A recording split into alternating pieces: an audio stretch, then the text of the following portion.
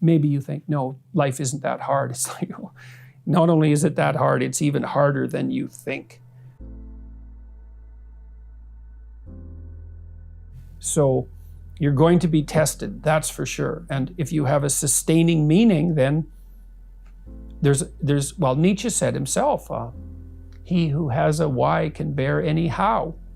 Why would you look in the darkest places? Because in the darkest places, you can find what still shines. If it can shine in the darkest places, then you know it's a real light. And so you look at the things you don't want to look at. You have to look at the things you don't want to look at. Well, why do meaningful things? Well, first of all, what is meaning? But then why do meaningful things? And the answer is, well, because life is suffering and malevolence. It's ineradicable at its core. It's like, that will take you out. Make no mistake about it. You need you need to be armed with virtue in order for that not to turn into hell.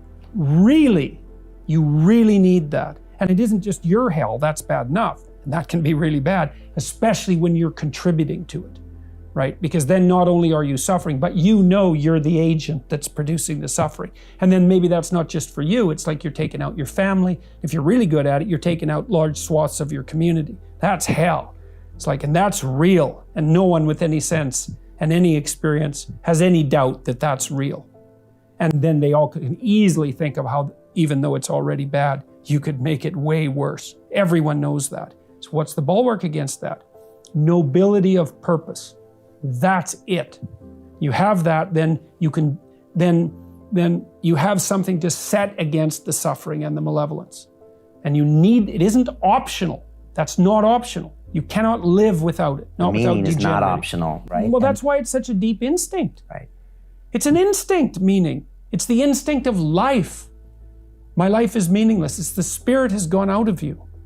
It's like, well, modern people, it's part of this process of criticism. We've criticized the idea of meaning so much that we don't really believe in it anymore. It's like, well, that's fine. You can not believe it, but try living without it. See how far you get with that. You need a reason to get out of bed on a terrible day. Okay, what's that reason going to be? Well, let's think it through. You know people who can get out of bed on a terrible day. Do you admire them? Yes. What are those people like? Are they taking responsibility for themselves? Definitely. Do they have excess capacity so they're taking responsibility for other people? Yeah. Are they doing difficult things?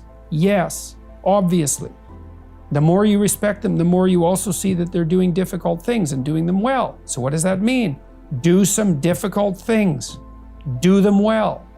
So pick up your goddamn burden and walk up the hill. So, yep, I get it. And people do get it. And it's not surprising because that's the alternative to hell.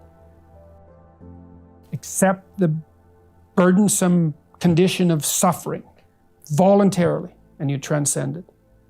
It's like you've got a problem with the world. Hey man, no wonder you have a problem with the world. Like the world is a pretty rough place and it could use some work. It's like, have you done all your work? If the answer to that is no, then I would say, put in order what you can put in order. It's like, well, you have a problem. Okay, what's the problem? What are its constituent elements? What are the smallest implementable steps that we could take to start to address the problem? Implement the best plan that you have at hand.